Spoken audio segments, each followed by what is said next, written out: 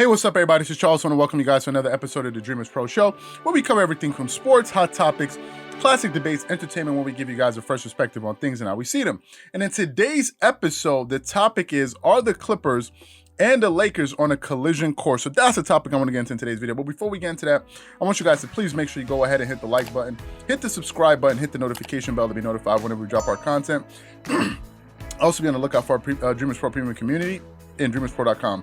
Just dealing with a little bit of a cold here today, but I think we're gonna get through it. Anyway, let's get into the topic here. So anyway, this has been a pretty interesting season, right?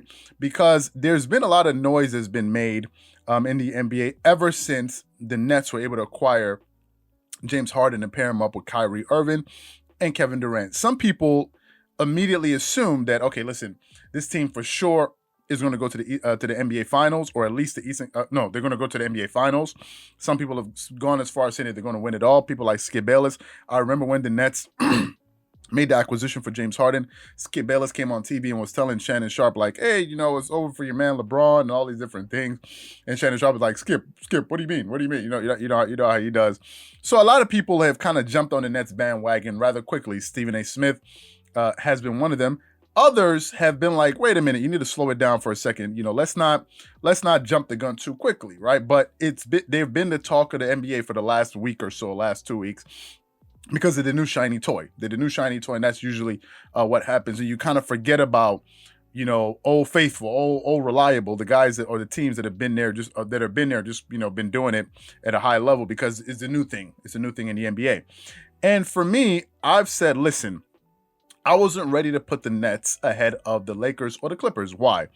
Because the Lakers and the Clippers can score, but they can also defend, which is very important. They can score, but they can defend at a high level, especially when we're looking at playoff scenarios, when their minds are into it, because these teams play great team defense, but they also have some pretty good individual defenders, which helps, right? If you're looking at the Clippers have improved their interior defense, which was one of the issues that they had last season, and they have some great perimeter defenders in Paul George, Kawhi Leonard, and Patrick Beverley at sort of spearheading their defense. If you beat these guys, they have some good. Now they finally have some good rim protection at the rim with Serge Ibaka playing there, they replaced him for Montrezl Harrell. And the Lakers could also defend because they're a great defensive team. And right now they're playing better defense than the LA Clippers, right? So I always put these two teams ahead because the Nets, they can score, but they have yet to show that they can play defense at a consistent level. Some people are talking about, yes, the Nets being able to play. It's gotten to the point where some people are now saying that the Nets, they don't even have to be a good defensive team. They just need to be able to get stops here and there. Whatever that means, right? That's what some people are now, that's what it's now turning into. You need to be a good defensive team that can play defense for multiple games. You're not just in a 7-game series looking to play defense for like 6 or 7 possessions in a series because you feel like that. No, Lakers and the Clippers can defend for entire series, right? And the Lakers have shown that. Go look at the series between them and the Denver Nuggets. They defended the hell out of the Denver Nuggets. It wasn't like 1 or 2 possessions. They defended that team for an entire series and were able to get them out of there. I think it was in 5 games or so. So, the Lakers can defend. Now, last season, the story in the NBA was all about the Battle of LA, right? That was the whole thing. And the Lakers ended up living up to the end of the bargain. They got to the Western Conference Finals, and we were supposed to see this confrontation between the Lakers and the Clippers, which we didn't. Lakers got there. The Clippers dropped the ball.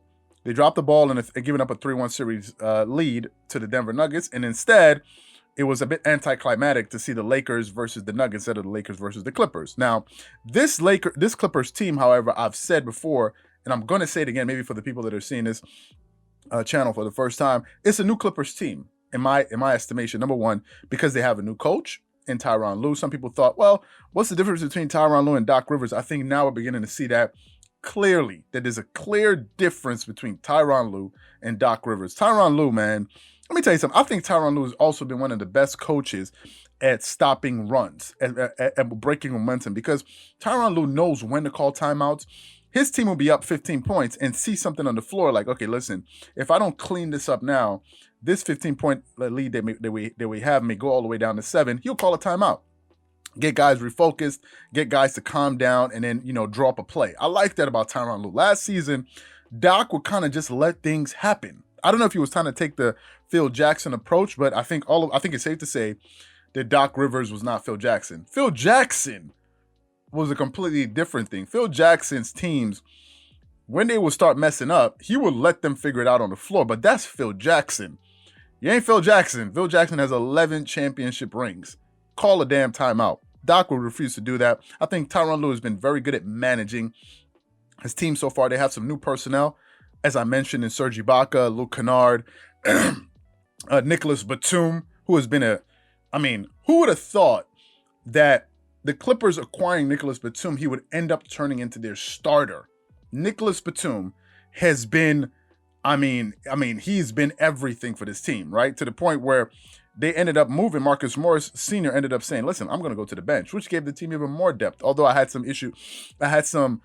trepidations about the bench and their playmaking, but I think they've given those responsibilities to Luke Kennard. But also, the Clippers tend to stagger their lineups with Kawhi Leonard and Paul George. They tend to stagger their stars. So these guys, one of their stars, are usually in the game at all times, right? So they found a way to make that work. I don't trust Lou Williams. I said it before and I'll say it again. And listen, I've noticed that, I just go off on a bit of a tangent here. I've noticed that Lou Williams has not been really playing much. They've given his minutes to Luke Kennard and others. And I don't know, maybe it's a sign that Lou Williams may be on his way out.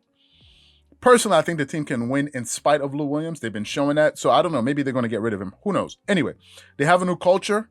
As you can see, for the first time in 3 years, Kawhi Leonard is playing back-to-backs. Teammates are really being there for each other. There's better chemistry. They have a new offense. As you can see, they're leading the league in three-point percentage and three-pointers made. They have the best three-point shooting team in the league. And also, their offense is beautiful to watch, and their ball movement is actually beautiful basketball to watch the Clippers play. And they're more consistent this season, it seems like, but we're going to have to see how they do in the playoffs. The Lakers, however, have been playing like the champs. Last night, they just beat the Bucks.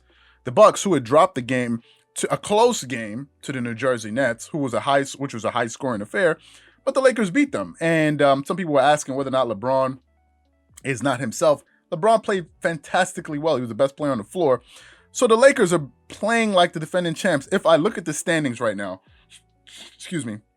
in the Western Conference, they're trading it. It's one night is the Clippers, one night is the Lakers. Yesterday, before the Lakers played, the Clippers had the number 1 seed in the Western Conference. Today, it's the Lakers. They have a 12-4 record. The Clippers have 11-4 record.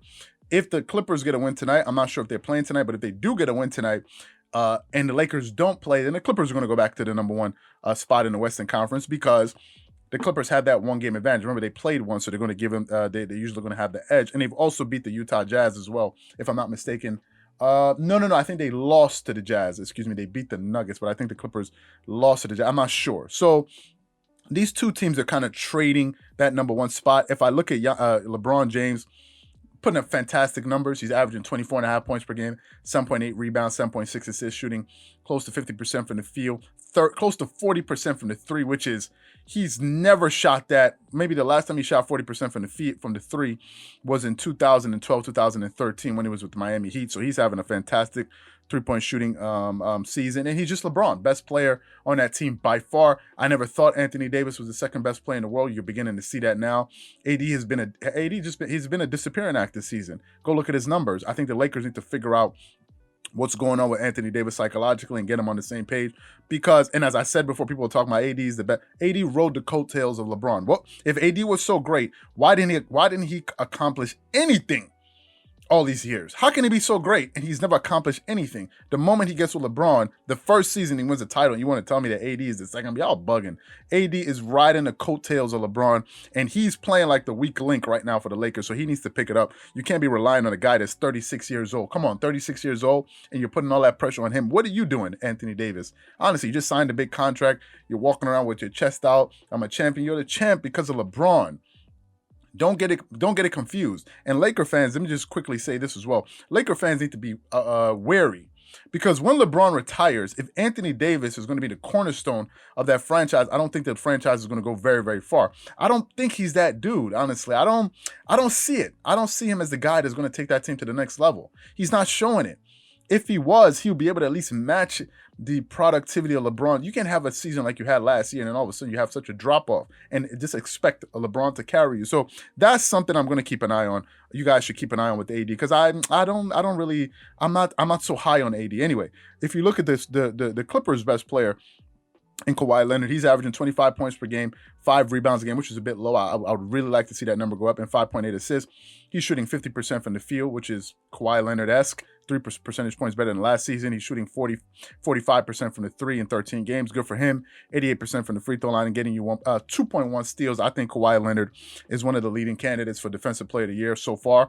Just last game, he got 6 steals. So these guys, their best players are playing very well, and their secondary stars, like Paul George, is completely outplaying Anthony Davis. If Anthony Davis plays like this in the playoffs, and the playoffs is miles away, the Clippers are going to beat them. LeBron can't do it by himself. AD needs to wake up and realize that stop relying on LeBron James and actually show up and support the guy instead of just being there every single night. Some people said he's pacing himself. How old is AD that he's pacing himself? Anthony Davis cannot be, let me just check. Anthony Davis cannot be 30 years old. Let me just check right for a second. Anthony Davis is 27 years old and you're pacing yourself. Y'all got some problems, man. You're going to make an excuse for a guy that's 27 years old. 27 years old and you're talking about he's pacing himself. Last season, he averaged 26 points. Now he's averaging 21. And you're talking about he's pacing himself. No. He needs to wake up and start playing and stop relying on LeBron. I think we're on a collision course with the Lakers and the Clippers in the Western Conference Finals. I think we're going to see another matchup because remember, Kawhi Leonard and LeBron have faced each other twice in the playoffs. They have a 1-1 record against each other. LeBron has won once when he was with the Miami Heat.